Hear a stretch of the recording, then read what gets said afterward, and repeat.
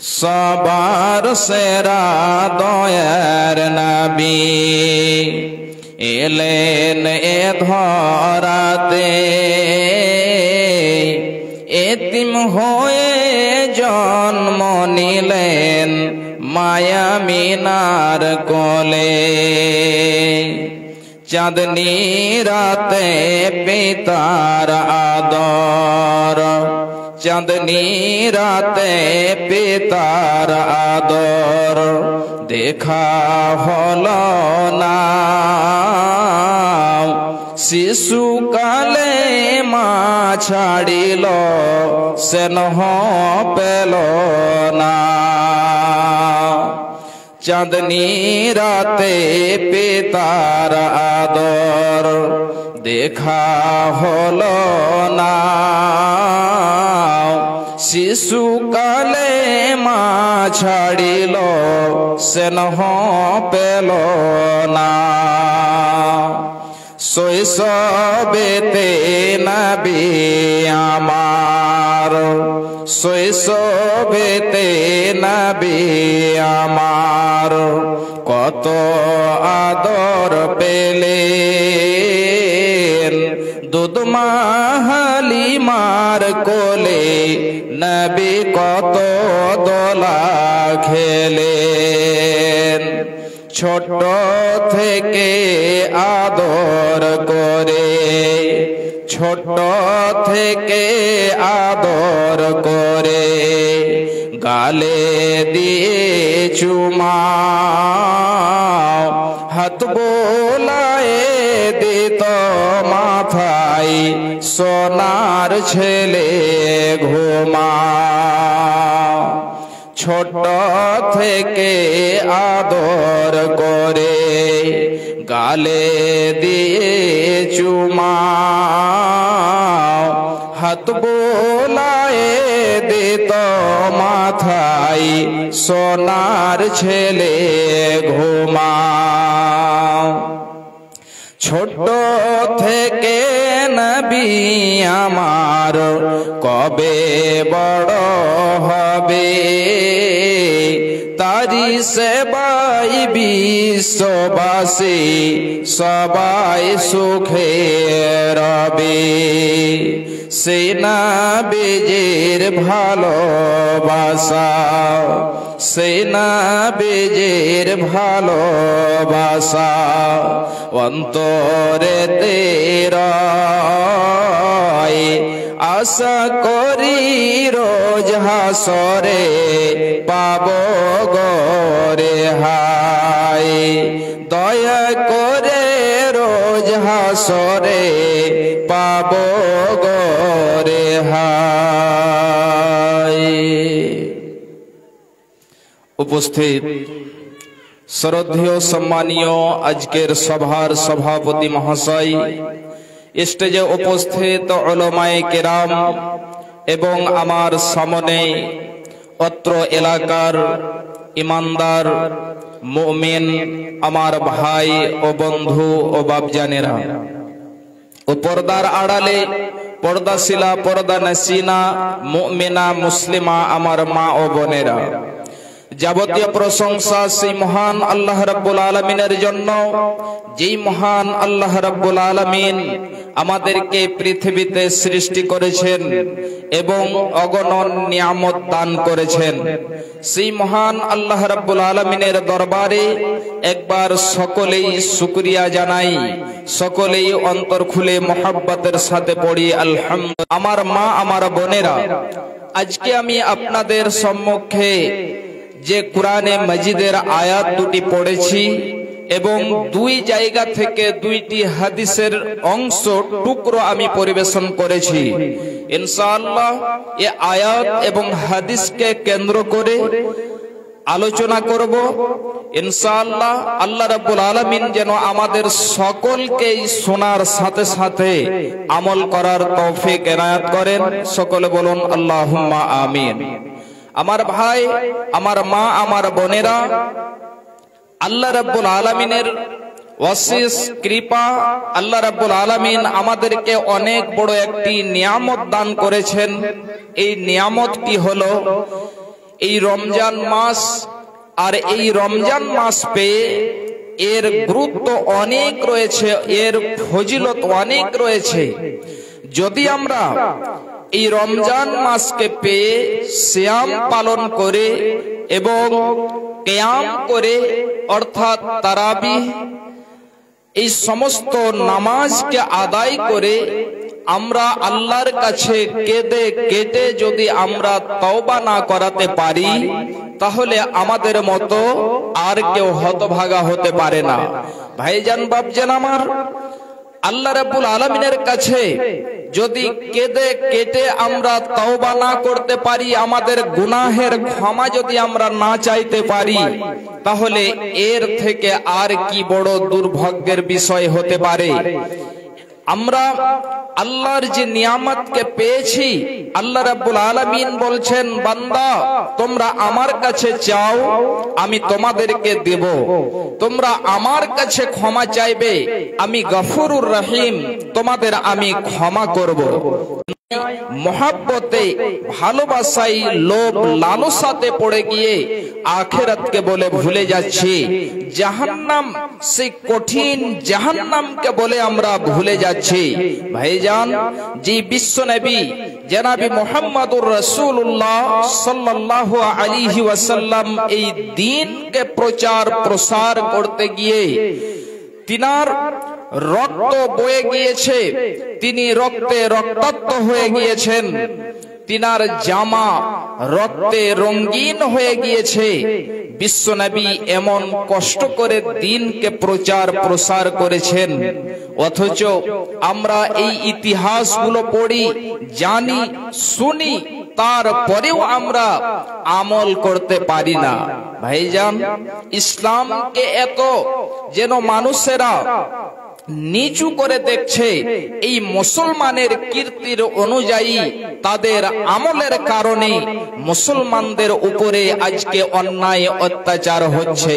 ভাইজান আমার মা, আমার বোনেরা, যাই হোক, আমি বিশেষ যে আয়াতগুলো পরিবেশন করেছি আমার মা বোনদের সম্পর্কে, যে আল্লাহ রাব্বুল আলামিন মা এবং বোন মহিলাদেরকে কতটা মর্যাদা ইসলাম দিয়েছে, ইসলাম দিয়েছে অন্যান্য কোন ধর্মে কেউ যেন এতটা মর্যাদা দেয়নি। যখন আপনি জাহেলিয়াতের যুগের ইতিহাসগুলোকে আপনি তুলে দেখবেন, তখন বুঝতে পেরে নেবেন যে মহিলাদেরকে ইসলাম কতটা মর্যাদা দিয়েছে এবং তাদের সাথে জামানায়ে জাহেলিয়াতের যুগে তাদের সাথে কত নোংরা ব্যবহার আচরণ করা হয়েছে। ভাইজান, একটা ঝলক আল্লাহ রাব্বুল আলামিন জামানায়ে জাহেলিয়াতের সম্পর্কে বয়ান করেছেন। আল্লাহ রাব্বুল আলামিন বলছেন, খুব ভালো করে শুনুন, বিসমিল্লাহির রহমানির রহিম, ওয়া ইযা বুশরা আহাদুহুম বিল উনসা ظَلَّ وَجْهُهُ مُسْوَدًّا وَهُوَ كَظِيمٌ। আল্লাহ রাব্বুল আলামিন জাহেলিয়াতের যুগের কথা এখানে বয়ান করেছেন। এ আমার মায়েরা, এ আমার বোনেরা, এ আমার বাপজানেরা, খুব ভালো করে শুনুন। আল্লাহ রাব্বুল আলামিন বলছেন, যখন তাদেরকে সংবাদ দেওয়া হতো, খুশখবরি দেওয়া হতো যে তোমার মেয়ে হয়েছে, তোমার কন্যা হয়েছে, এমন সময়তে তাদের চেহারা কালো হয়ে যেত, তাদের চেহারা কুৎসিত হয়ে যেত। শুধু তাই নয়, তাদের চেহারা কালো হয়ে গেলেও তারা এটা মনে মনে চিন্তা ভাবনা করত যে আল্লাহ, তুমি আমাকে কন্যা কেন দিয়েছ? হে আল্লাহ, তুমি আমাকে মেয়ে কেন দিয়েছ? আমার বাড়িতে যে কন্যা হয়েছে, এতে আমার যা মান সম্মান ছিল, আমার যা ইজ্জত ছিল, আমার সমস্ত কিছু যেন মিশে গিয়েছে। আমি আর যেন চেহারা দেখাবার মতো নয়। এই বলে আল্লাহ রাব্বুল আলামিন বলছেন, ইয়াতাওয়ারা মিনাল কওমি মিন সুই মা বুসরা বিহি। তারা তাদের চেহারা দেখাবে না, তাদেরকে যে দুঃসংবাদ দেওয়া হয়েছে এই কারণে তারা তাদের বাড়িতে থাকতো না, তাদের পাড়া প্রতিবেশীকে চেহারা দেখাবে না, এই জন্য সে দূর দূরান্তে চলে যেত। এই জন্য চলে যেত যে আল্লাহ আমাকে মেয়ে দিয়েছে, আমার কন্যা হয়েছে, আমার যে কন্যা হয়েছে এই কন্যা হওয়ার কারণে আমার ইজ্জত সব মাটিতে মিশে গিয়েছে, আমার চেহারা দেখাবার মতো আর কোনো জায়গা নেই। এই জন্য সে গ্রাম ছেড়ে দূর দূরান্তে চলে যেত। আমার ভাইজানেরা, আমার মা, আমার বোনেরা, খুব ভালো করে শুনবেন, ইসলাম কতটা মেয়েদেরকে মর্যাদা দিয়েছে, মহিলাদেরকে কতটা মর্যাদা ইসলাম দিয়েছে, খুব ভালো করে শুনুন। এমন সময়তে জাহিলিয়াতের যুগে যখন সেই মেয়েদের খবর দেওয়া হতো, তারা এটা মনে মনে চিন্তা ভাবনা করত যে আল্লাহ আমাকে যে মেয়ে দিয়েছে, আমার ইজ্জত সব শেষ হয়ে গিয়েছে, এরপরে আমি ওই মেয়েটিকে জীবিত রাখবো না আমি সেই মেয়েটিকে মাটিতে জিন্দাই, মাটিতে জীবিত আমি তাকে দাফন করে দেব। তারা এটা যেন চিন্তা ভাবনা করত। আমার মা, আমার বোনেরা, একটা ছোট্ট করে ইতিহাস আপনাদেরকে আমি তুলে দিচ্ছি, খুব সহজে বুঝে নেবেন। ইমাম বাগাবী তিনি বলছেন, জাহেলিয়াতের যুগে যখন কোনো মেয়েকে ছেড়ে দেওয়ার ইচ্ছা হতো, এমন সময়তে ওই মেয়েটিকে একটা মোটা কাপড় পরিধান করিয়ে দিয়ে, একটা উনি কাপড় পরিধান করিয়ে দিয়ে তাকে উট, মহিষ, ছাগল চড়াতে দূর দূরান্তে পাঠিয়ে দেওয়া হতো। তার কোনো খোঁজ নেওয়া হতো না, তার কোনো খবর নেওয়া হতো না, সে কোথায় আছে, সে কি খাচ্ছে, কোথায় রাত্রে থাকছে, রাত্রি কাটছে কোথায়, এমন কোনো যেন খবর নেওয়া হতো না। এবং যখন কোনো মেয়েকে জীবিত মেরে দেওয়ার ইচ্ছা করত, আমার মা, আমার বোনেরা খুব ভালো করে শুনুন, এমন সময়তে ওই মেয়েটির মাকে যেন বলতো, এ আমার অর্ধাঙ্গিনী, এ আমার বিবি, তুমি আমার মেয়েকে সুন্দর করে সাজিয়ে দাও, তুমি তাকে নতুন জামা পরিধান করিয়ে দাও, তুমি তাকে গোসল করিয়ে সাজিয়ে আমার হাতে দিয়ে দাও, আমি তাকে তার নানির বাড়ি, আমি তাকে তার দাদির বাড়িতে নিয়ে যাব এবং তাকে মেহমানি করে নিয়ে আসবো।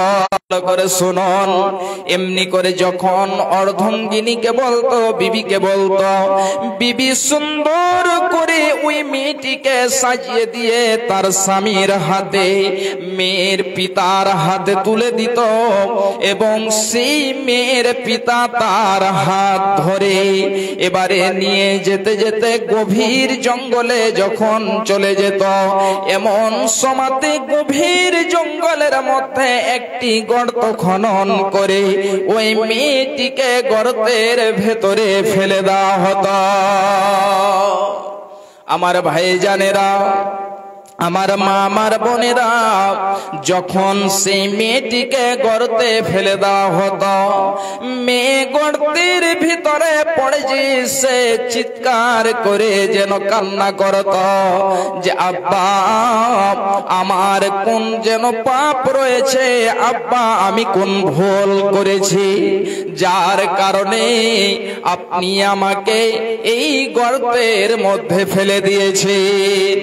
গর্তের মধ্যে ফেলে দিন, তার উপরে মাটি দিয়ে চাপিয়ে, তার উপরে পাথর চাপিয়ে দিয়ে তাকে সেখানেই দাফন করে দেওয়া হতো। এইদিকে মেয়ে যেন চিৎকার করে কান্না করত যে আব্বা জান আপনি দয়া করে আমাকে ছেড়ে দেন, আপনার বাড়ি যাব না, আপনাকে খেতে দিতে হবে না। যদি কেউ জিজ্ঞেস করে তুমি কার মেয়ে, আমি কোনোদিনই জীবনে তোমার নাম নিব না। তারপরেও যেন সে কঠোর দিলের মানুষ, সেই শক্ত দিলের মানুষ, ওই মেয়েকে জীবিত সে গর্তের মধ্যে ফেলে দেওয়া হতো এবং ফেলে দিয়ে তার উপরে পাথর এবং মাটি চাপিয়ে তাকে দাফন করে দিত। আমার ভাইজানেরা, আমার মা আমার বোনেরা, খুব ভালো করে শুনুন, এমনি করে সে জাহেলিয়াতের যুগে মেয়েদেরকে জীবিত থাকতে দেওয়া হতো না, তাদেরকে মেরে দেওয়া হতো। যদি কেউ থাকতো, যদি কাউকে তারা বাঁচিয়ে রাখতে চাইতো, তাহলে তারা যেন কোনো খোঁজ খবর নিত না, তার অসম্মানী করত, মেয়েদেরকে কোনো মর্যাদা দেওয়া হতো না। বিশ্ব নবী আমার নবুয়তি পেলেন, নবী হয়ে গেলেন মক্কা নগরে। শুধু মক্কা নগরীতে নয়, সারা পৃথিবীতে এমনি করে মেয়েদেরকে হত্যা করা হতো, মেয়েদেরকে মেরে দেওয়া হতো, মেয়েদের সাথে অসম্মানী করা হতো। আল্লাহ রাব্বুল আলামিন আয়াত নাযিল করে দিলেন যে হে আমার নবী, যারা নিজের মেয়েকে, কন্যা সন্তানকে এবং যারা নিজের আওলাদকে, সন্তানকে যারা রিস্কের ভয়ে কতল করবে, হত্যা করবে, এটা যেন হারাম, কেউ এই মতো যেন কাজ না করে।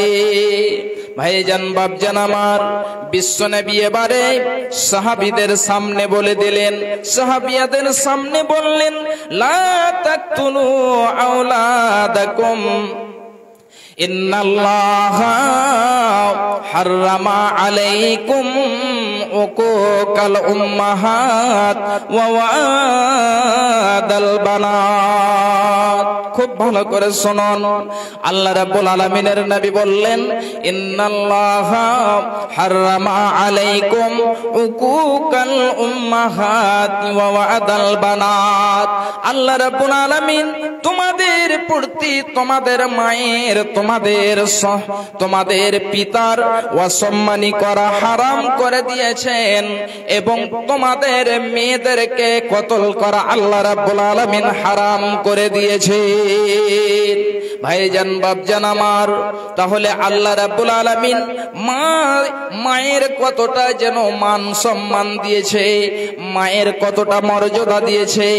আল্লাহ রাব্বুল আলামিন বলছেন যে তোমরা আল্লাহ রাব্বুল আলামিনের ইবাদতের পরে তোমরা যখন কিছু করবে, আল্লাহ রাব্বুল আলামিন এটা ফয়সালা করে দিয়েছেন যে আল্লাহ রাব্বুল আলামিনের ইবাদতের পরে তোমরা তোমাদের মাতা পিতার সাথে ভালো ব্যবহার করবে।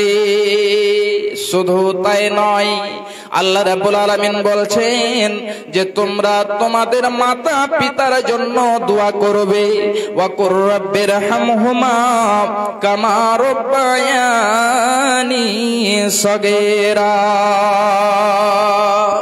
মাতা পিতার জন্য দোয়া করতে হবে, আল্লাহর কাছে দোয়া করতে হবে, আল্লাহ নিজের দয়ার মায়ার যেন চাদর খানাকে বিছিয়ে দিয়ে আল্লাহর কাছে দোয়া করতে হবে, আল্লাহ যে মতো আমার সাথে ভালো ব্যবহার করেছে, যে মতো আমাকে ছোটবেলায় লালন পালন করেছে আল্লাহ, তুমি ঠিক ওই মতোই আমার মাতা পিতার সাথে ভালো ব্যবহার করবে আল্লাহ, তুমি ওই মতোই তাদের সাথে আচরণ করবে। আমার ভাইজান, আমার মা, আমার বোনেরা, মায়ের কতটা মান সম্মান দেওয়া হয়েছে, ইসলাম কতটা দিয়েছে, খুব ভালো করে শুনুন। একদা বিশ্বনবী জনাবি মুহাম্মদুর রাসূলুল্লাহ সাল্লাল্লাহু আলাইহি ওয়াসাল্লামের কাছে একজন সাহাবী আসলেন এবং এসে বিশ্বনবীকে বলছেন যে ইয়া রাসূলুল্লাহ, হে আল্লাহ পাকের নবী, হে আল্লাহ পাকের রাসূল, আপনি বলুন তো পৃথিবীতে যত আমল রয়েছে এর মধ্যে সবচেয়ে ভালো আমল কোনটি? বিশ্বনবী আমার কয়েক জায়গাতে কয়েকখানা আমলের কথা বলেছেন। কোন জায়গাতে নামাজকে তার সময়ের উপরে আদায় করা এটা সবচেয়ে ভালো আমল বলেছেন। কোন সময়তে জিহাদ ফি সাবিলিল্লাহ বিশ্বনবী আমার বলেছেন যে এটা হলো সবচেয়ে ভালো আমল। কিন্তু বিশ্বনবী আমার এক জায়গাতে বলছেন যে হে সাহাবী শুনো, সবচেয়ে ভালো আমল হলো তোমার মাতা পিতার সাথে তুমি ভালো ব্যবহার করবে, মাতা পিতার সাথে তুমি সৎ আচরণ করবে, মাকে কখনো গালি দেবে না, মাকে কখনো জ্বালা যন্ত্রণা করবে না। এ আমার ভাইরা, এ আমার মায়েরা, খুব ভালো করে শুনুন। এই মাতা পিতার যদি আপনি অসম্মানী করেন, তাদের যদি আপনি কথা না মানেন, তাহলে হতে পারে আপনার সাথে কি ব্যবহার হতে পারে, আপনার সাথে কি হতে পারে। একটা ছোট্ট করে হাদিস আপনাদেরকে আমি শোনাচ্ছি, যে ঘটনাটি হযরতে আওয়াম বিন হাওসাব রাহমাহুল্লাহ আলাইহি বলছেন। আওয়াম বিন হাওসাব তিনি বলছেন যে একদা আমি আসরের নামাজ আদায় করলাম এবং আসরের নামাজ আদায় করে আমি বের হলাম, সওয়ারিতে সওয়ার হলাম। যেতে যেতে যেতে যেতে একখানা কবরস্থান পেলাম। ওই কবরস্থানের কাছে আমি যে দাঁড় হলাম, সালাম করলাম, তাদের জন্য আমি দোয়া করলাম। এমন সময়তে আমি দেখতে পেলাম যে একখানা কবর যেন ফেটে ওই কবর থেকে একটি মানুষ বের হলো, যার উপর ধড়টি হলো গাধার মতো এবং নিচন ধড়টি হলো মানুষের মতো। যখন আমি এই দৃশ্যটি দেখতে পেলাম, তখন যেন আমি হতবাক হয়ে গেলাম, আমি অবাক হয়ে গেলাম যে এটা কেমন কথা। একটা মানুষের উপর দিক হলো গাধার মতো এবং নিচন দিকটা হলো মানুষের মতো, একটাই মানুষ কি করে এই মতো হতে পারে? আমি অবাক হয়ে গেলাম দৃশ্যটা দেখে। এমন সময়তে আমি দেখতে পেলাম কবরস্থানের এক সাইডে একটা মহিলাকে দেখতে পাওয়া যাচ্ছে। আমি ওই মহিলাটির কাছে গেলাম, যে আমি সেই মহিলাটিকে বললাম, এ আমার মা, আপনি বলুন তো আমি এই দৃশ্যটা দেখলাম, আমার চোখ সত্য দেখেছে না আমার চোখ মিথ্যা দেখেছে? আমি যে ঘটনাটা দেখলাম এই ঘটনাটি সত্য না মিথ্যা আমার নিজেও যেন বিশ্বাস হয় না, এটা কি করে হতে পারে? এবারে যেন সেই মহিলাটি বলছে, বেটারে ওই যে দেখো ওই জায়গাতে একটি বুড়ি মহিলা রয়েছে, যেই মহিলাটি সেখানে যেন দাঁড় হয়ে রয়েছে, ওই মহিলাটি হলো এই ছেলেটির মা। যখন সে ছেলেটি বেঁচে ছিল, এমন সময়তে মা যেন বলতো, বেটা আমার শোনো, তুমি নামাজ আদায় করো এবং তুমি যে মদ পান করেছো, নেশা পান করেছো, বেটা তুমি মদ পান করবে না। যখন মা তাকে কথা বলেছে, মা যখন বলেছে, তার উত্তরে বেটা বলছে, মা তুমি শুধু গাধার মতোই আমার সাথে চিৎকার করে বলছো, শুধু তুমি আমার সাথে চিৎকার করতে থাকো, মা তুমি শুধু আমার সাথে গাধার মতো ব্যবহার করছো। যখন এই কথাটি বলেছে, মা যেই মা তাকে 10 মাস 10 দিন গর্ভে ধারণ করেছে, যে মা তাকে প্রসব দিয়েছে, যে মা প্রসব যন্ত্রণা সহ্য করেছে, এই মায়ের অন্তরে কতখানি ব্যথা হতে পারে, কতটা যন্ত্রণা হতে পারে। মা দুঃখ পেয়েছে। এবারে যেন সেই সন্তান একদিন হঠাৎ করে আসরের পরে মারা গেল, তার কাফন দাফন আসরের পরে হয়ে গেল। সেই মহিলাটি বলছে, বেটারে ওই যে মহিলাটি রয়েছে, ওই মহিলাটি হলো তার মা। যেদিন থেকে সে মারা গিয়েছে, তাকে কাফন দাফন করা হয়েছে, সেই দিন থেকে প্রতিদিন আসরের পরে কবর ফেটে বের হয় এবং 3 বার গাধার মতো চিৎকার করে, আবার যেন সে কবরের ভেতরে চলে যায়। তাহলে একবার বলুন, মায়ের যদি অন্তরে আঘাত লেগে থাকে, মাকে যদি আপনি দুঃখ দিয়ে থাকেন, এই মতো যদি পিতাকে দুঃখ দিয়ে থাকেন, আর মা যদি দুঃখ পায়, আপনাকে যদি ক্ষমা না করে দেয়, তাহলে হতে পারে আপনার সাথেও এই ব্যবহার হতে পারে। ভাইজান, প্রতিদিন ওই যেন সন্তান, ওই যুবক কবর ফেটে বের হয় এবং 3 বার গাধার মতো চিৎকার করে আবার যেন সে কবরের ভেতরে চলে যায়। আমার মা, আমার বোনেরা, মায়ের কতটা মান সম্মান দেওয়া হয়েছে। একজন সাহাবী এসে বলছেন, ইয়া রাসূলুল্লাহ, ইয়া হাবিবাল্লাহ, আপনি বলুন তো, পৃথিবীতে যতগুলো মানুষ রয়েছে, প্রতিটি মানুষের মধ্যে, সমস্ত মানুষের মধ্যে আমার সেবা, আমার যত্ন পাওয়ার হকদার কে বেশি? বিশ্বনবী বললেন, তোমার মা। আবার বিশ্বনবীকে বলছেন, সুম্মা মান ইয়া রাসূলুল্লাহ, হে আল্লাহ পাকের নবী, তারপরে কে? আবার নবীজি আমার বললেন, তোমার মা। আবার বলছেন কে? আবার বিশ্বনবী আমার বললেন, তোমার মা। এবারে চতুর্থবারে বললেন এবং বিশ্বনবী আমার উত্তর দিলেন, তোমার পিতা। তাহলে বলুন যে মায়ের কতটা সম্মান রয়েছে, ইসলাম মায়ের কতটা মর্যাদা দিয়েছে, মায়ের কতটা সম্মান দিয়েছে। এক এক করে যদি হাদিস বলতে থাকা যায়, তাহলে রাত্রি শেষ হয়ে যাবে, কিন্তু হাদিস শেষ হবে না। এতগুলো মায়ের মর্যাদার সম্পর্কে হাদিস রয়েছে। তাহলে ভাইজান, আমার মা, আমার বোনেরা, ইসলাম এতটা মর্যাদা দিয়েছে, এগুলো আমাদেরকে শিক্ষা নিতে হবে এবং মায়ের বোনের ঠিক অতটাই মর্যাদা দিতে হবে।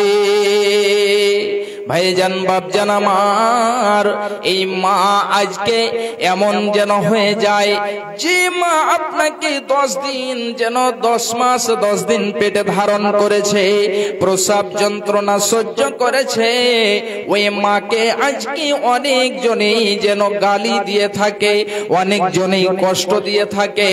কিন্তু সেই মা সন্তানের প্রতি এত ভালোবাসা, যদি সন্তানকে কোনো আঘাত লেগে যায় তাহলে ওই মা মনে করে আমারই আঘাত হয়েছে। মা এত সন্তানকে ভালোবাসে এবং এমনি করে তাদেরকে লালন পালন করে। মাগো কেঞ্জি বান্ধাছ এই ডরে মায়াতে ভুলিয়া রে, তুই মা জননী হীরার খনির চেয়েও অমূল্য ধন জানি, তুই মা জননী হীরার খনির চেয়েও অমূল্য ধন জানি। তোর ছায়াতে বসলে মা গো পাই খুঁজে আসানি রে, তুই মা জননী হীরার খনির চেয়েও অমূল্য ধন জানি, তুই মা জননী হীরার খনির চেয়েও অমূল্য ধন জানি। এ পারেও শান্তি মা গো, ও পারে ও মুক্তি, ও মা মুক্তি সকল ব্যথা ভোলায় রে মা, তোর মুখে রই না বাণী রে, তুই মা জননী হীরার খনির চেয়েও অমূল্য ধন জানি, তুই মা জননী হীরার খনির চেয়েও অমূল্য ধন জানি। তুই গেলে মা আমিও যাব, তুই গেলে মা আমিও যাব, ও মা একা কেমনে রইব, এই কথাটি ভাবতে গেলে চোখে আসে পানি রে, তুই মা জননী হীরার খনির চেয়েও অমূল্য ধন জানি, তুই মা জননী হীরার খনির চেয়েও অমূল্য ধন জানি। ভাইজান বাপজান আমার, তাহলে মায়ের কতটা মান সম্মান দেওয়া হয়েছে, ইসলাম কতটা মর্যাদা দিয়েছে। আজকে দেখেন এই ইসলাম কুরআন হাদিস যত আজকে আমরা পড়ি কিন্তু আমলে পরিণত হয় না। ভাইজান বাপজান আমার, তারপরেও ইসলামের মধ্যে দেখেন, মুসলমানদের মধ্যে দেখেন মা বাবা কতজন বৃদ্ধ বৃদ্ধাশ্রমে রয়েছে। যত অমুসলিমের মধ্যে আপনি দেখতে পাবেন বেশিরভাগই তাদের মধ্যে রয়েছে। আল্লাহ রাব্বুল আলামিন যেন আমাদেরকে মা এবং পিতা, মাতা পিতাকে শ্রদ্ধা করা এবং তাদের সেবা যত্ন করার তৌফিক দেন। সকলে বলুন আল্লাহুম্মা আমিন।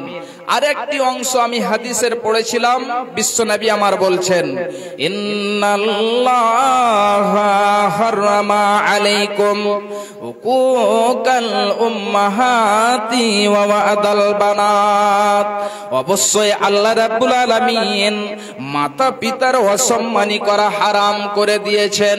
শুধু তাই নয়, বিশ্বনবী আমার বলছেন ওয়া ওয়াদাল বানাত, এবং মেয়েদেরকে হত্যা করা আল্লাহ রাব্বুল আলামিন হারাম করে দিয়েছেন। বিশ্বনবী আমার যখন বললেন, এমন যেন একজন সাহাবী তিনার চোখ থেকে অশ্রু ঝরে ঝরে বয়ে বয়ে আসছে। এমন সময়তে বিশ্বনবী আমার বলছেন, এ আমার সাহাবী বলো তো দেখি তোমার কোনো কি কষ্ট হয়েছে? ওগো সাহাবী, বলো দেখে তোমার কি কেউ যন্ত্রণা দিয়েছে? এমন সময়তে সেই সাহাবী বলছেন, নবী গো, আমাকে কেউ কষ্ট দেয়নি, আমাকে কেউ জ্বালা যন্ত্রণা করেনি, কিন্তু যখন আপনি হাদিসটি বললেন তখন আমার বিগত কিছু কথা স্মরণে চলে আসলো, মনে পড়ে গেল আমি এক নয় দুই নয়, আমি এক দুইখানা মেয়েকে নয়, আমি যেন 9খানা মেয়েকে, আর একটি riwayate বলা হচ্ছে 11খানা মেয়েকে আমি হত্যা করেছি। বিশ্ব নবী গো, আমি এক দুই নয়, আমি যেন 11খানা মেয়েকে হত্যা করেছি। আল্লাহ আমার গুনাহকে, আমার পাপকে ক্ষমা করবে কি করবে না? এবারে বিশ্ব নবীকে বললেন, এ সাহাবী আমার শোনো, তুমি যতজন মেয়েকে হত্যা করেছো, তোমার কন্যাকে হত্যা করেছো, তুমি একজনের বদলে তুমি একটা গোলাম, তুমি একটা দাস দাসীকে তুমি আজাদ করো। ভাইজান বাপজান আমার, শুধু তাই নয়, বিশ্বনবী আমার বলছেন, মানিবে তোলে মিন হাযিহিল বানাতি বিশাইইন ফাআহসানা ইলাইহিন্না কুন্না লাহু সিতরাম মিনান নার। বিশ্বনবী বলছেন, যদি তোমাদের মধ্যে কাউকে মেয়ে দিয়ে পরীক্ষা করা হয়, যদি তোমাদের মধ্যে কাউকে কন্যা দিয়ে পরীক্ষা করা হয়, এবং সেই ব্যক্তি যদি তার মেয়েদের সাথে ভালো ব্যবহার করে, তাহলে বিশ্বনবী আমার বলছেন যে ওই মেয়েরা কাল কিয়ামতের মাঠে জাহান্নামের আড় হয়ে দাঁড়াবে। ভাইজান বাপজান আমার, খুব ভালো করে শুনুন, বিশ্বনবী বললেন, যদি তোমাদেরকে মেয়ে দিয়ে কন্যা দিয়ে পরীক্ষা করা হয়, আজমাইশ করা হয়, আর সেই কন্যার পিতা, ওই মেয়েদের পিতা যদি তাদের সাথে ভালো ব্যবহার করে, সৎ ব্যবহার করে, ওই মেয়েদেরকে যদি দ্বীনি শিক্ষায় শিক্ষিতা করলো, তাদেরকে কোরআন হাদিসের শিক্ষা দিল, বিশ্বনবী বলছেন যে কাল কিয়ামতের মাঠে ওই মেয়েরা জাহান্নামের আড় হয়ে যাবে। এ আমার ভাইয়েরা, আমার মা, আমার বোনেরা, এই কথাটা যেন বলা হয়নি। যদি তোমাদের মধ্যে কাউকে ছেলে দিয়ে পরীক্ষা করা হয়, তোমাদের মধ্যে যদি 4-5খানা শুধু ছেলে হয়, অনেক জনের এমন হয়ে থাকে শুধু ছেলে, ওই ছেলে দিয়ে যদি তাদেরকে পরীক্ষা করা হয়, বিশ্বনবী আমার এটা বলেননি যে তার যেন পিতার জন্য কাল কিয়ামতের মাঠে জাহান্নামের আড় হয়ে যাবে। এটা হবে না। ভাইজান বাপজান আমার, হে আমার মায়েরা, খুব ভালো করে শুনুন, বিশ্বনবী আমার আরো বলছেন, মান আলা জারিয়াতাইনি দাখালতু আনা ওয়া হুয়াল জান্নাতা কাহাতাইনি। লাইটের কানেকশন কি হলো? লাইটের কানেকশনটা দেন। আচ্ছা জি, ভাইজান আমার, বিশ্বনবী আমার বললেন যে তোমাদের যদি মেয়ে দিয়ে পরীক্ষা করা হয়, বিশ্বনবী বলছেন যে আমি এবং সেই মেয়ের পিতা একই সঙ্গে জান্নাতে প্রবেশ করব। আরো একটি হাদিসে বলছেন, যদি তোমাদের 2খানা মেয়ে থাকে আর তাদের সাথে যদি ভালো ব্যবহার করো, বিশ্বনবী আমার বলছেন যে তার পিতা এবং আমি কাল কিয়ামতের মাঠে একই সঙ্গে অর্থাৎ পাশাপাশি থাকবো। তাহলে মেয়েদের কতটা মর্যাদা দেওয়া হয়েছে, কতটা মান সম্মান দেওয়া হয়েছে। ভাইজান বাপজান আমার, মেয়েদের কতটা মান সম্মান ইসলাম দিয়েছে, মেয়েদের কতটা মর্যাদা দেওয়া হয়েছে খুব ভালো করে শুনুন। জামানায়ে জাহেলিয়াতে যখন মেয়ে বড় হয়ে যেত, বালেগা হয়ে যেত, ওই মেয়েদের সাথে কি ব্যবহার করা হতো এবং ইসলাম কি ব্যবহার করে খুব ভালো করে শুনুন। ওই যেন জামানায়ে জাহেলিয়াতে 4 রকম ভাবে বিয়ে দেওয়া হতো যখন মেয়েরা বালেগা হয়ে যেত।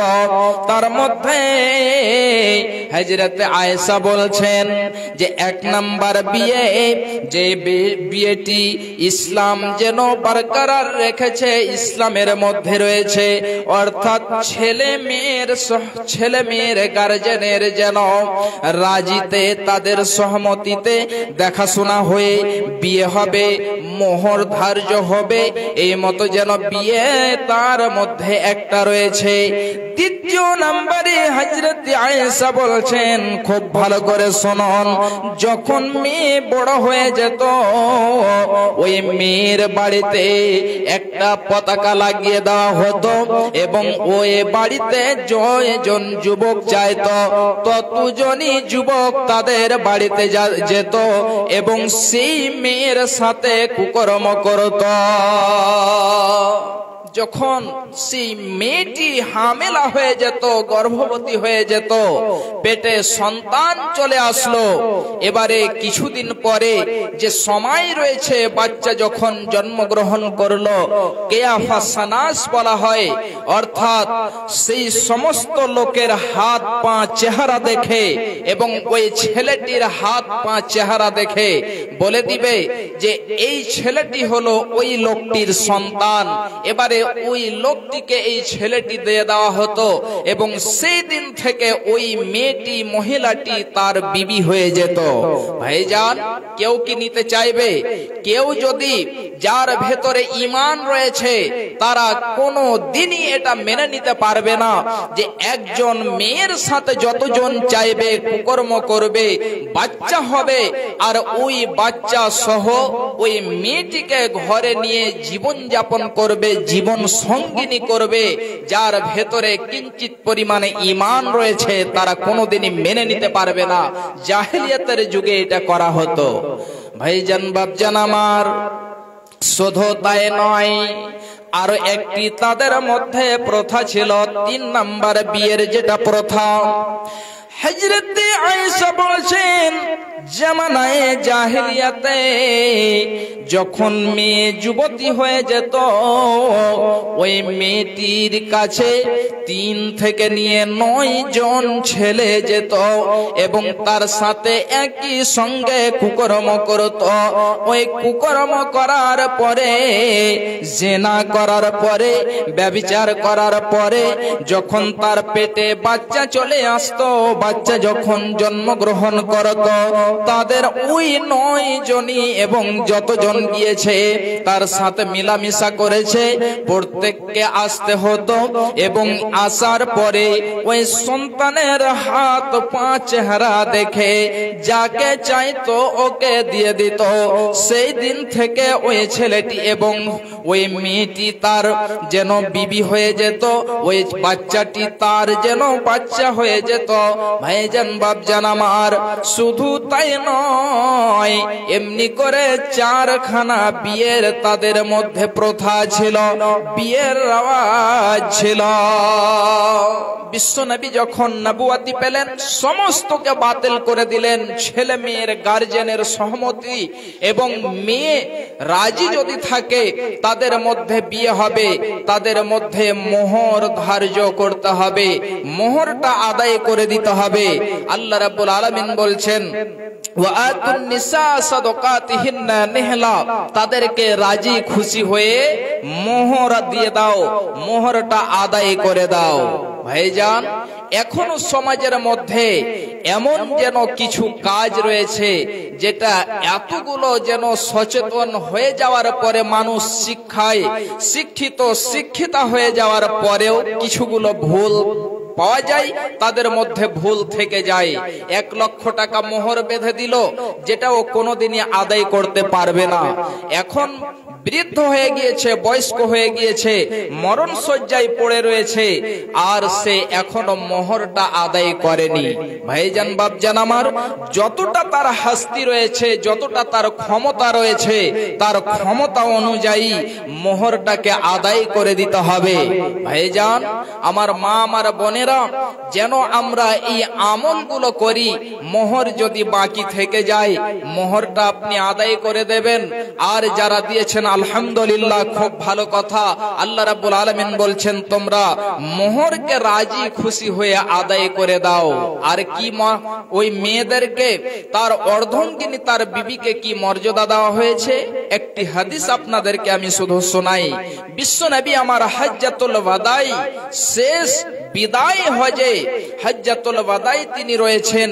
এমন সময়তে বিশ্বনবীর সামনে লক্ষ থেকে বেশি, লক্ষ থেকে অধিক সাহাবায়ে কেরাম রয়েছেন। এমন সময়তে একটি বিষয়ের উপরে বিশ্বনবী আমার বলে দিচ্ছেন। তার মধ্যে একটি হুকুম যেটা বলে দিলেন, খুব ভালো করে শুনুন। বিশ্বনবী আমার বলছেন, ফাত্তাকুল্লাহা ফিন্নিসায়ে ফাইন্নাকুম আখাযতুমুহুন্না বিআমানিল্লাহি ওয়াস্তাহলালতুম ফুরুজাহুন্না বিকালিমাতিল্লাহ। বিশ্ব নবী আমার যেন হজ্জাতুল ওয়াদায় রয়েছেন। এমন সময়তে বিশ্ব নবীর সামনে 1,24,000 থেকেও কিছু জন বেশি সাহাবায়ে কেরাম রয়েছেন। বিশ্ব নবী আমার এক এক করে বিধানগুলো বলে দিলেন। এক এক করে বলতে আছেন। কিছু জন সাহাবী বলছেন যে বিশ্ব নবী আমার যে এক এক করে বিষয়গুলো বলে দিচ্ছেন, কোন এমন একখানা বিষয় নেই যে বিষয়টি সম্পর্কে বিশ্বনবী আমার বলেননি। সমস্ত বিষয়ের উপরে নবীজি আমার বলতে আছেন, আলোচনা করলেন। সাহাবায়ে কেরাম এটা পর্যন্ত মনে করলেন যে নবী মনে হয় আর সামনে হজ আসতে পারবেন না, এটাই যেন শেষ হয়। ভাইজান বাপজান আমার, এ আমার মায়েরা, এমন সময়তে বিশ্বনবী আমার বলছেন, হে আমার সাহাবীরা শোনো, ফাত্তাকুল্লাহা ফিন্নিসায়ে ফাইন্নাকুম আখাযতুমুহুন্না বিআমানিল্লাহি। অবশ্যই তোমরা তোমাদের বিবি সম্পর্কে আল্লাহকে ভয় করবে। আল্লাহকে তোমরা ভয় করবে। বিবিকে অযথা মার দেবে না, বিবিকে অযথা কষ্ট দেবে না, তাদেরকে গালি দেবে না, মুখ খারাপ করে তাদেরকে বলবে না, বিবির সাথে ভালো ব্যবহার করবে। শুধু তাই নয়, বিশ্বনবী আমার বললেন, ফাইন্নাকুম আখাযতুমুহুন্না বেআমানিল্লাহি। এই জন্য তোমরা তোমাদের বিবিকে আল্লাহর আমানের দ্বারাই নিয়েছ। আল্লাহর আমানের দ্বারাই তোমরা তোমার বিবিকে নিয়েছ এবং তোমাদের বিবির শরমগাহকে হালাল করেছো। বিশ্বনবী আমার বলছেন, ওয়াস্তাহলালতুম ফুরুজাহুন্না বিকালিমাতিল্লাহি। এবং তোমাদের বিবির শরমগাহকে তোমার জন্য হালাল করেছে আল্লাহর কালেমা দ্বারা। তাহলে তুমি যদি তোমার বিবিকে আল্লাহর কালেমা দ্বারা যদি হালাল করে থাকো, আল্লাহর আমানের দ্বারা যদি তুমি নিয়ে থাকো, তাহলে খবরদার তুমি তোমার বিবিকে, তোমার বিবির সম্পর্কে আল্লাহকে ভয় করবে। অযথা মার দেবে না, তাদেরকে গালি গলজ করবে না, আর মহিলা সম্পর্কে আপনারা অনেকেই বক্তব্য শুনেছেন। যা হোক, আমি বেশি লম্বা করছি না। বিশ্বনবী আমার যে মহিলাদেরকে আপনি নিয়ে এসেছেন অর্ধাঙ্গিনী বিবি বানিয়ে, তাহলে এই হাদিসে এই কথাটি বুঝতে পারা গেল যে আপনার বিবির সাথে ভালো ব্যবহার করতে হবে এবং তাদের নান নফকা, তাদের খরচ আপনাকেই চালাতে হবে। জি হ্যাঁ, আপনাকে আপনার বিবির খরচ চালাতে হবে। ভাইজান, আমার মা, আমার বোনেরা, এতটা ইসলাম যেন মর্যাদা দিয়েছে, মান সম্মান দিয়েছে। ভাইজান, বাপজান আমার, শুধু তাই নয়, বিশ্বনবী আমার আরো বলছেন যে এটা হলো বিবিদের হক স্বামীদের প্রতি, যে স্বামীরা তাদেরকে গালি দেবে না, তাদেরকে কষ্ট দেবে না। এই জন্য তাদের শরমগাহকে আল্লাহর কালেমা দ্বারা এবং আল্লাহর আমানের দ্বারা তারা নিয়ে এসেছে, হালাল করেছে। এবারে বিবিদের প্রতি স্বামীদের হক হলো এটা, যখন স্বামী বাইরে চলে যাবে এমন সময়তে তার বাড়িতে অন্য পুরুষকে, অন্য লোককে আসতে দেবে না, তার বিছানাতে অন্য কাউকে জায়গা দেবে না। তার স্বামীর মালের হেফাজতের দায়িত্ব হলো তার উপরে। তার মাল হেফাজত করবে বিবি, তার ছেলেদের দেখাশোনা করবে বিবি। তাহলে শুধু স্বামীর প্রতি হক মহিলাদের নয়, মহিলাদের উপরেও অর্থাৎ বিবির উপরেও স্বামীর হক রয়েছে। যখন স্বামী থাকবে না এমন সময়তে তার বাড়িতে যেন কোনো পর পুরুষ আসতে না পারে, অন্যজনকে যেন জায়গা না দেয় এবং তার মালের যেন হেফাজত তার উপরে রয়েছে। ভাইজান, বাপজান আমার, অনেকগুলো বিধান বিশ্বনবী আমার বললেন। আল্লাহ রাব্বুল আলামিন বলছেন, খুব ভালো করে শুনুন, ওয়া আসিরুহুন্না বিল মা'রুফি ফাইন কারিহতুমুহুন্না আসা আন তাকরাহু সায়াজআলাল্লাহু ফীহি খায়রান কাসীরা। আল্লাহ রাব্বুল আলামিন বলছেন, হে পৃথিবীর মানুষেরা শুনো, ওয়া আসিরুহুন্না বিল মা'রুফে, তোমরা যখন তোমাদের বিবির সাথে জীবন যাপন করবে, ওয়া আসিরুহুন্না বিল মা'রুফ, ভালো ব্যবহার করবে তাদের সাথে, খারাপ ব্যবহার করবে না। এই জন্য ওটা হলো তোমার জীবন সঙ্গিনী, তোমার জীবন সঙ্গিনীর সাথে ভালো ব্যবহার করবে, নোংরা ব্যবহার করবে না, তাদেরকে গালি দেবে না। আল্লাহ রাব্বুল আলামিন বলছেন, সায়াজআলাল্লাহু ফীহি খায়রান কাসীরা।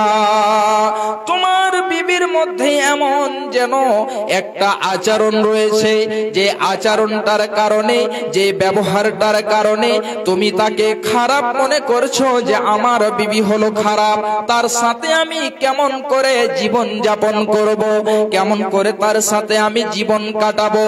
আল্লাহ রাব্বুল আলামিন বলছেন, বান্দারে শোনো, হয়তো তোমার বিবির একখানা ব্যবহার খারাপ রয়েছে, একটা আচরণ খারাপ রয়েছে, সায়াজআলাল্লাহু ফীহি খায়রান কাসীরা, একটা ব্যবহার খারাপ হতে পারে, কিন্তু হতে পারে তোমার বিবির মধ্যে আল্লাহ রাব্বুল আলামিন অনেকগুলো ভালো গুণ রেখেছেন। আমার ভাইজানেরা, আজকে যেন অনেকজন ভাই, অনেকজন পিতা কি করে থাকে, তার যেন বিবির সাথে খারাপ ব্যবহার করে থাকে, দুনিয়ার মায়ায় পড়ে গিয়ে, দুনিয়ার ভালোবাসায় পড়ে গিয়ে বিবির সাথে, কন্যার সাথে খারাপ ব্যবহার করে থাকে। তোমরা রেখো গো স্মরণ, একদিন হবে যে মরণ, তোমরা রেখো গো স্মরণ, একদিন হবে যে মরণ। শয়তান তোমাদের শত্রু বটে বলে নিরঞ্জন, তো তোমরা রেখো গো স্মরণ একদিন হবে যে মরণ। তোমরা রেখো গো স্মরণ একদিন হবে যে মরণ। প্রথম নবী জান্নাতে ছিলেন, সঙ্গিনী হাওয়াকে পেলেন। প্রথম নবী জান্নাতে ছিলেন, সঙ্গিনী হাওয়াকে পেলেন। চক্রান্ত করিয়া শয়তান খাওয়ালো গন্ধম। তোমরা রেখো গো স্মরণ একদিন হবে যে মরণ। তোমরা রেখো গো স্মরণ একদিন হবে যে মরণ। ইব্রাহিম এক নবী ছিলেন, কোরবানির আদেশ পেলেন। ইব্রাহিম এক নবী ছিলেন, কোরবানির আদেশ পেলেন। আরাফাতে যাওয়ার সময় ধোঁকা দেয় শয়তান। তোমরা রেখো গো স্মরণ একদিন হবে যে মরণ। তোমরা রেখো গো স্মরণ একদিন হবে যে মরণ। আরাফাতে হাজির হলেন, শয়তানকে পাথর মারলেন। আরাফাতে হাজির হলেন, শয়তানকে পাথর মারলেন। ইসমাইলের পরিবর্তে দুম্বা হইল কুরবান। তোমরা রেখো গো স্মরণ একদিন হবে যে মরণ। তোমরা রেখো গো স্মরণ একদিন হবে যে মরণ। আরাফাতে হাজির হলেন, শয়তানকে পাথর মারলেন। ইসমাইলের পরিবর্তে দুম্বা হইল কুরবান। তোমরা রেখো গো স্মরণ একদিন হবে যে মরণ। তোমরা রেখো গো স্মরণ একদিন হবে যে মরণ। ভাইজান, এই ইসলাম তাহলে এতটা মর্যাদা দিয়েছে, আর ইসলামের শিক্ষা তাহলে আমাদেরকে নিতে হবে। ভাইজান বাপজান আমার, আমাদেরকে কোরআন হাদিসের শিক্ষা নিতে হবে, তাহলেই আমরা বুঝতে পারবো যে মহিলাদেরকে ইসলাম কতটা মান সম্মান দিয়েছে।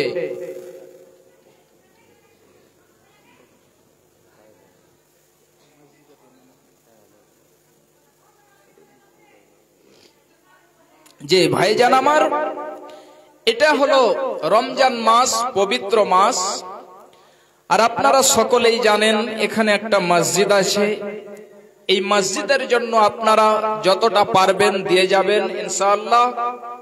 রমজান মাসের অনেক গুরুত্ব, অনেক ফজিলত রয়েছে। কোন ভাই, কোন বাপজান এমন আছেন, একটা জন, এখানে অনেকজনই আছেন যিনাদেরকে আমি জানি যে ওনারা অবশ্যই দিতে পারবেন। একটা জন ভাই, কোন একজন বাপজান আমার আছেন যে ৫,০০০ টাকা এই মসজিদের জন্য দিতে পারবেন আল্লাহর ওয়াস্তে। একটা জন ৫,০০০ টাকা এবং ১,০০০ টাকা করে ৫ জনের কাছে চাইবো, ইনশাআল্লাহ পেয়ে যাব। জি ভাইজান আমার বাবাজান, আসুন একটি হাজার করে ৫ জনের কাছে আমি চেয়েছি আল্লাহর ওয়াস্তে। আসুন, আল্লাহ রাব্বুল আলামিন আমাদেরকে অনেক মাল দিয়েছেন, অনেক ধন সম্পদ দিয়েছেন। আর এই মাল ধন সম্পদকে আল্লাহর পথে ব্যয় করতে হবে, আল্লাহর পথে খরচ করতে হবে। বিশ্ব নবী আমার বলছেন, যখন মানুষ মারা যায় তার ৩খানা আমল এমন রয়েছে যে ৩খানা আমল যদি জীবনে করে যায় তাহলে সে কবরবাসী হতে গেলেও সে শুয়ে শুয়ে নেকি পেতে থাকবে। ভাইজান, সেই ৩খানা আমল কি? বিশ্বনবী আমার বলছেন, ইজা মাতাল ইনসানু ইনকাতা আনহু আমালুহু ইল্লা মিন সালাসিন। মানুষ যখন মারা যায় তখন তার সমস্ত আমলের দরজা বন্ধ হয়ে যায়, কিন্তু তিনখানা আমল এমন রয়েছে যে তিনখানা আমল যদি আপনার জীবনে আপনি করে যান, তাহলে আমরা পৃথিবীতে এসেছি, একদিন আমাদেরকে যেতে হবে, কবরে আমরা চলে যাব। বিশ্বনবী বলছেন যে কবরে চলে যাবেন, কবরে শুয়ে থাকবেন, কবরে শুয়ে শুয়েও আপনি নেকি পেতে থাকবেন। তাহলে ওই তিনখানা আমল কি? এক নম্বরে বিশ্বনবী বলছেন সাদাকাতিন জারিয়াতিন, এক নম্বর আমল হলো সাদাকায়ে জারিয়া। সাদকায়ে জারিয়া কি হলো? সাদকায়ে জারিয়া, আপনি একটা মসজিদ নির্মাণ করলেন, একটি আপনি মাদ্রাসার রুম তৈয়ার করে দিলেন, একটা হয়তো আপনি মুসাফিরখানা বানিয়ে দিলেন। অনেকগুলো কাজ রয়েছে যেগুলো আপনি কাজ যদি করেন তাহলে এটা সাদকায়ে জারিয়া হবে। একাই যদি আপনি না পারেন, সম্ভব না হয়, আপনি মসজিদ নির্মাণ করতে পারলেন না, একাই সম্ভব হয় না, তাহলে মিলে যতটা আপনি পারবেন দেবেন, ওতে আপনি শরীক হয়ে যাবেন। ইনশাআল্লাহ আপনার সাদকায়ে জারিয়া হিসাবে আল্লাহ রাব্বুল আলামিন কবুল করে নেবেন। ভাইজান, আল্লাহ রাব্বুল আলামিনের নবী বললেন সাদাকাতিন জারিয়া, এক নম্বর হলো সাদকায়ে জারিয়া। তাহলে আমাদেরকে এমন আমল করে যেতে হবে, আর আমরা যদি আমল করে যাই তাহলে কবরবাসী হয়ে গেলেও আমরা শুয়ে শুয়ে নেকি পেতে থাকবো। ভাইজান, আমার একজন বাপজি 100 টাকা দিয়েছে, মাশাআল্লাহ, জাযাকাল্লাহ। আল্লাহুম্মা আনতাস সালাম ওয়া মিনকাস সালাম, তাবারাকতা ইয়া জাল জালালি ওয়াল ইকরাম। হে মাওলাই করিম, তোমার বান্দাকে দেখো, একজন 100 টাকা দিয়েছে। আল্লাহ তুমি তার দানকে কবুল করো, আল্লাহ তুমি তার উদ্দেশ্যকে পূরণ করে দাও, ইহ পরকাল আল্লাহ তুমি তার সুখের জীবন দান করে দিও। রব্বানা তাকাব্বাল মিন্না ইন্নাকা আনতাস সামিউল আলিম। আমিন আমিন। ভাইজান, অনেক জনের মাতা পিতা কবরবাসী হয়ে গিয়েছে।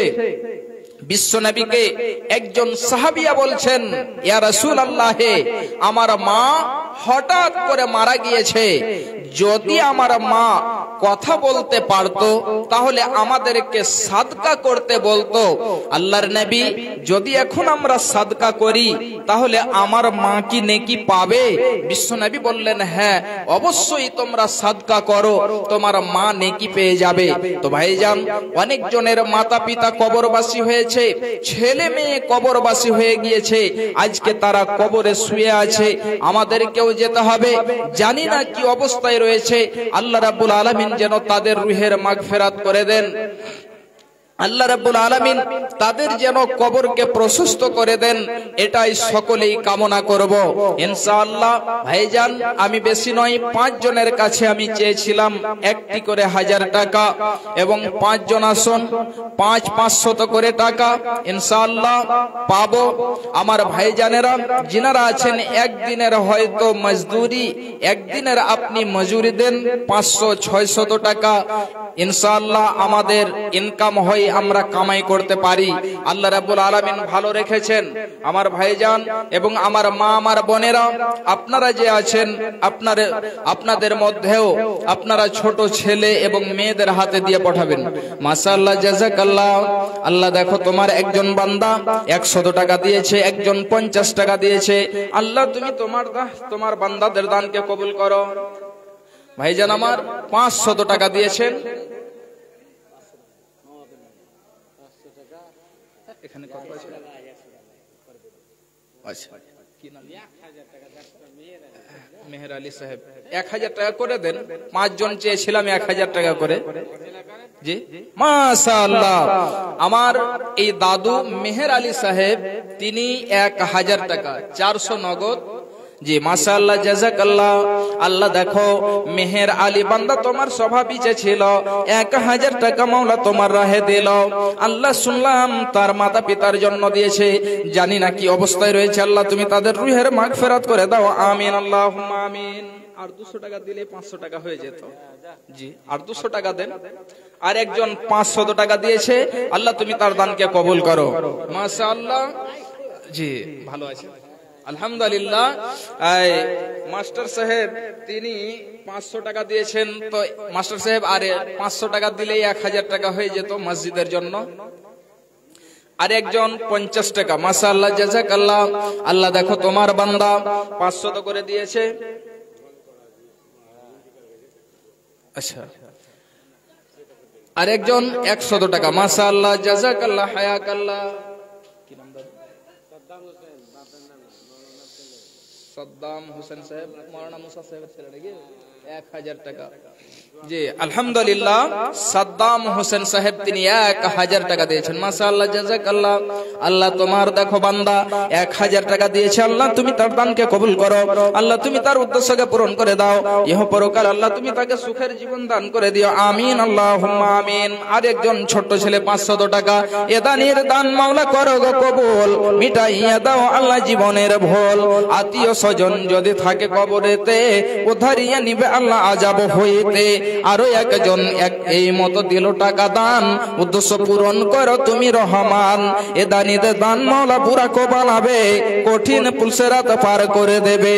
জান্নাত যে খিলাইবে মাছের কলিজা দিয়ে ভাত, রেশমি রুমাল দিয়ে মুছাইবে হাত। আমিন, আমিন, আল্লাহুম্মা আমিন। 3 জন 1,000 করে হলো। আর 2 জন আসুন আমার ভাইজানেরা, 2 জন আর আসুন। মাশাআল্লাহ, কি নাম? এনায়াতুল্লাহ সাহেব। মাশাআল্লাহ, 4 নম্বরে হয়ে গেল 1000। মাশাআল্লাহ, জাযাকাল্লাহ। আল্লাহ দেখো তোমার বান্দা এনায়াতুল্লাহ সাহেব এখানে তো ছিল, 1000 টাকা মাওলা তোমার রাহে দিল। এ দানের দান মাওলা করো গো কবুল, মিটাইয়া দাও আল্লাহ জীবনের ভুল। সুখের জীবন মাওলা তুমি দান করো। আল্লাহ তুমি ইহ পরকাল সুখের জীবন দান করে দিও। রব্বানা তাকাব্বাল মিন্না ইন্নাকা আনতাস সামিউল আলিম। আমিন, আমিন। ও মুমিন ভাইয়া, অবুঝ হয়ে থাকবি কত কাল। ও মুমিন ভাইয়া, অবুঝ হয়ে থাকবি কত কাল। আজ ভাঙ্গিল বাবরি মসজিদ, কাল ভাঙ্গিবে তাজমহল। এমনি করে ভাঙবে রে তোর হৃদয় খানি রে মুমিন ভাইয়া, অবুঝ হয়ে থাকবি কত কাল। অবুঝ হয়ে থাকবি কত কাল রে মুমিন ভাইয়া, অবুঝ হয়ে থাকবি কত কাল। বিশ্বের ওই মুসলমান কেঁদে কেঁদে হই পেরেশান। বিশ্বের ওই মুসলমান কেঁদে কেঁদে হই পেরেশান। এমনি করে কাঁদবি কি রে জনম ধরে রে মুমিন ভাইয়া, অবুঝ হয়ে থাকবি কত কাল। এমনি করে কাঁদবি কি রে জনম ধরে রে মুমিন ভাইয়া, অবুঝ হয়ে থাকবি কত কাল। গুজরাতের ওই মুসলমান কেঁদে কেঁদে হই পেরেশান। গুজরাতের ওই মুসলমান কেঁদে কেঁদে হই পেরেশান।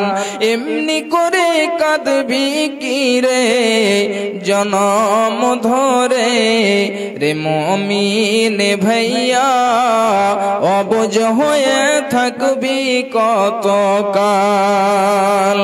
অবুঝ হয়ে থাকবি কত কাল রে মুমিন ভাইয়া, অবুঝ হয়ে থাকবি কত কাল।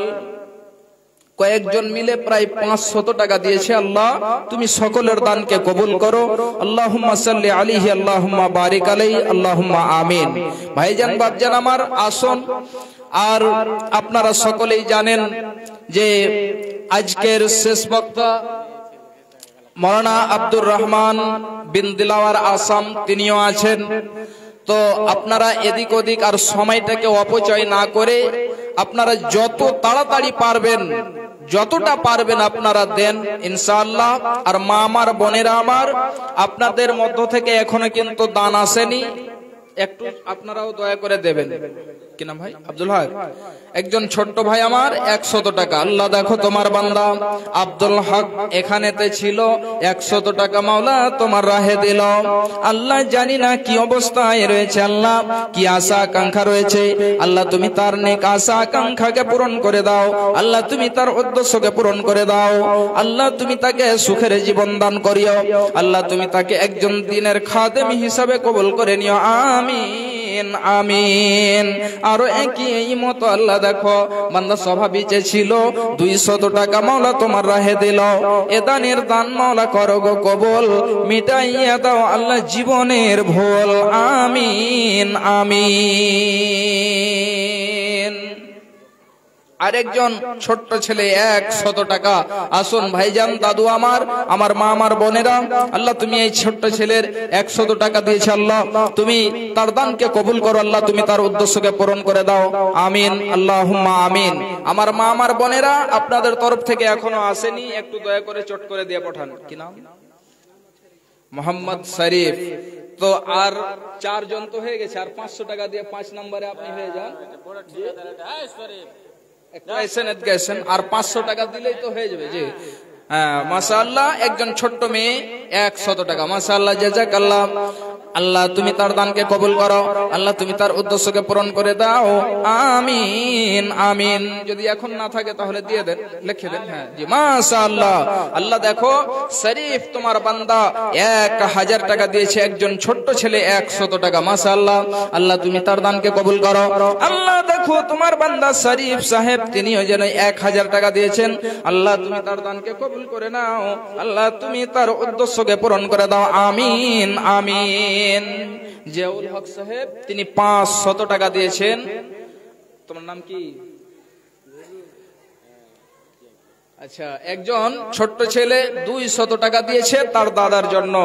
আর জিয়াউল হক সাহেব তিনি 500 টাকা দিয়েছেন। মাশাআল্লাহ, জাযাকাল্লাহ। আল্লাহ তুমি এই সকল বান্দাদের দানকে কবুল করো, আল্লাহ তুমি তাদের উদ্দেশ্যকে পূরণ করে দাও, আল্লাহ তুমি তাদের সুখের জীবন দান করে দিও। শুনলাম একজন দাদার জন্য দিয়েছে, আল্লাহ দাদাকে ভালোবেসে জানি না কি অবস্থায় রয়েছে, আল্লাহ তুমি তার রুহের মাগফিরাত করে দাও। রব্বানা তাকাব্বাল মিন্না ইন্নাকা আনতাস সামিউল আলিম।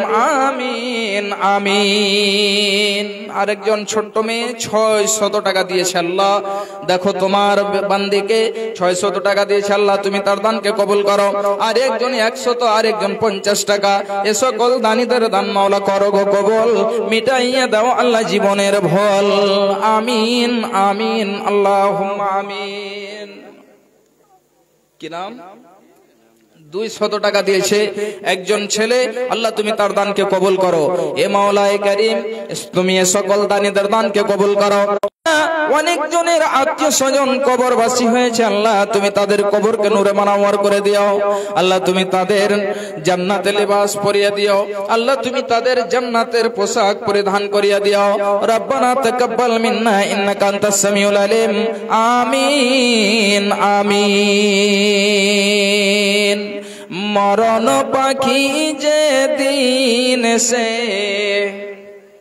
আরেকজন 200 টাকা দিয়েছে, আল্লাহ তুমি তার দানকে কবুল করো, আল্লাহ তুমি তার নেক আশা আকাঙ্ক্ষাকে পূরণ করে দাও। আমিন আমিন। মরণ পাখি যে দিন সে করবে ডাকা ডাকি, থেমে যাবে জীবন তোমার, বন্ধ হবে আখি, থেমে যাবে জীবন তোমার, বন্ধ হবে আখি। ওরে মন থেমে যাবে জীবন তোমার, বন্ধ হবে আখি। দুনিয়াতে আছো তুমি টাকা পয়সা নিয়ে, মরার পরে করবে দাফন সাদা কাফন দিয়ে। মরার পরে করবে দাফন সাদা কাফন দিয়ে। যাইবে তুমি খালি হাতে, যাইবে তুমি খালি হাতে, থাকবে পড়ে সবে। থেমে যাবে জীবন তোমার, বন্ধ হবে আখি। থেমে যাবে জীবন তোমার, বন্ধ হবে আখি। আপন ঝুরি কর ভারী, সময় যে আর নাই। আপন ঝুরি কর ভারী, সময় যে আর নাই। মরণ পাখি দিলে রে ডাক, রবে না উপায়। মরণ পাখি দিলে রে ডাক, রবে না উপায়। খাঁচা ছেড়ে উড়ান দেবে, খাঁচা ছেড়ে উড়ান দেবে, কেমনে ধরে রাখি। থেমে যাবে জীবন তোমার, বন্ধ হবে আখি। থেমে যাবে জীবন তোমার, বন্ধ হবে আখি।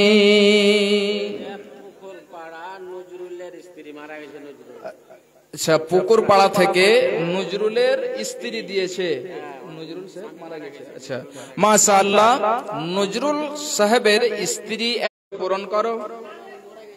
কি নাম ভাই? আসলাম। আসলাম সাহেব শেষের সমাতে 500 টাকা দিয়েছে। আল্লাহ তুমি তার দানকে কবুল করো। শুনলাম নানা নানি কবরবাসী।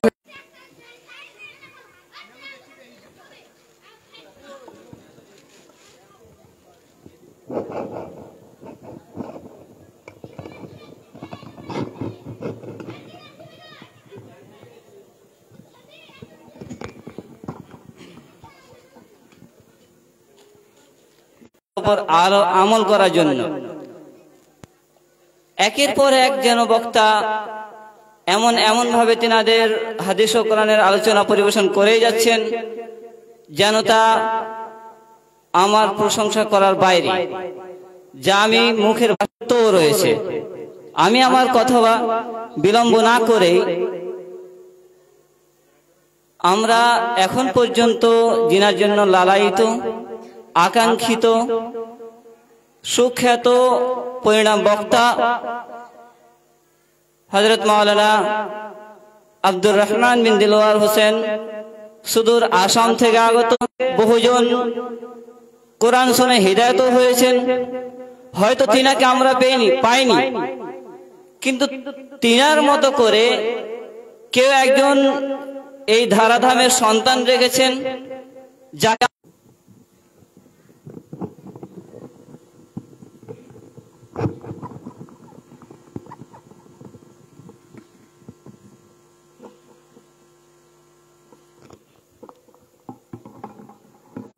যথেষ্ট সুন্দর জায়গা।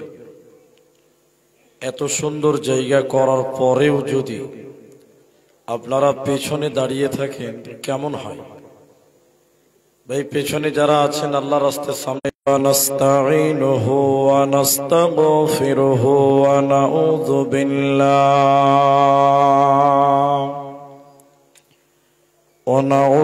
বিল্লাহি মিন وحده لا